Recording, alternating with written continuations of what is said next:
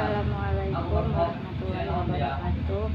Perkenalkan, nama saya Jani Ansari Lubis, program studi manajemen dakwah Fakultas Dakwah dan Komunikasi dengan NIM 0104232044.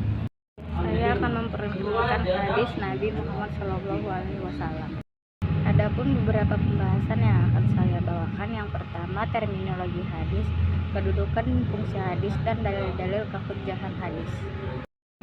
Yang pertama, hadis. Hadis adalah kata kerja dari isim masdar yang berarti komunikasi, cerita, percakapan, baik dalam konteks agama maupun duniawi, atau dalam konteks sejarah, peristiwa, dan kejadian aktual.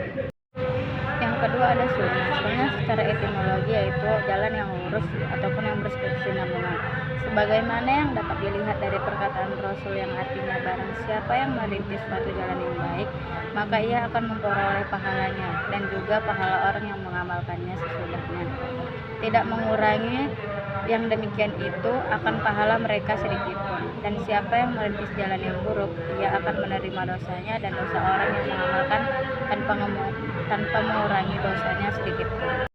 Yang ketiga ada khabar. Khabar menurut bahasa yaitu al-naba yang berarti berita. Sedangkan menurut istilah terdapat tiga pendapat, yaitu sinonim dari hadis, yaitu sesuatu yang disandarkan kepada Nabi dari segi perkataan, perbuatan, takrir, dan sifat. Khabar berbeda dengan hadis. Hadis adalah sesuatu yang berasal dari Nabi, sedangkan khabar adalah berita yang dapat dari selain Nabi atas dasar dengan muhaddis. Sedangkan mereka yang berkecimpung dalam kegiatan sejarah dan sejenisnya disebut akhbari.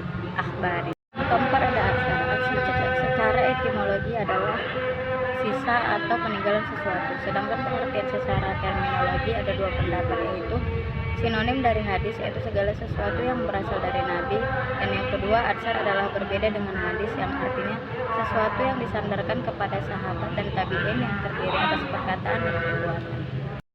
Pada pembahasan berikut ini yaitu kedudukan dan fungsi hadis. Pada masa Rasulullah tidak ada sumber hukum selain Al-Quran dan Sunnah.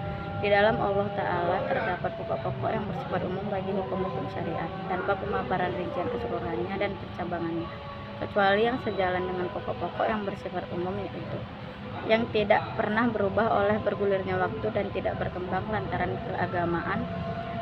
keragaman manusia dan lingkungan dan tradisi masing-masing. Semua tetap begitu hingga Al-Quran merealisasikan gerakan humanitas yang menyeluruh dan kemajuan intelektualitas masyarakat serta menyebarkan keadilan dan kebahagiaan di setiap masa. Al-Quran tetap menjadi penuntun kebaikan masyarakat meski bagaimanapun kondisi lingkungan dan tradisinya.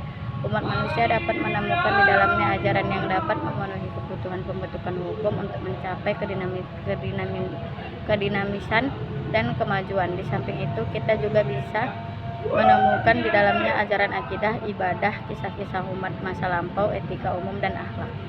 Pada pembahasan berikut ini yaitu kedudukan dan fungsi hadis. Pada masa Rasulullah tidak ada sumber hukum selain Al-Quran dan Sunnah.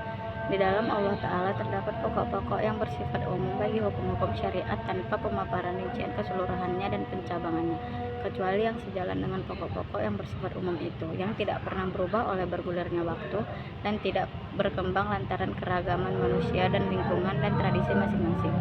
Semua tetap begitu hingga Al-Quran merealisasikan gerakan humanitas yang menyeluruh dan kemajuan intelektualitas masyarakat serta menyebarkan keadilan dan kebahagiaan di setiap masa. Al-Quran tetap menjadi penuntun kebaikan masyarakat meski bagaimanapun kondisi lingkungan dan tradisinya. Umat manusia dapat menemukan di dalamnya ajaran yang dapat memenuhi kebutuhan pembentukan hukum untuk mencapai kedinamisan dan kemajuan. Di samping itu, kita juga bisa menemukan di dalamnya ajaran akidah, ibadah, kisah-kisah umat masa lampau, etika umum, dan akhlak. Yang berikutnya yaitu dalil-dalil tentang kehujjahan hadis. Yang pertama ada Al-Quran Al-Karim, hadis-hadis Nabi SAW, ijma, pandangan al-ra'i, dan pandangan para fuqaha.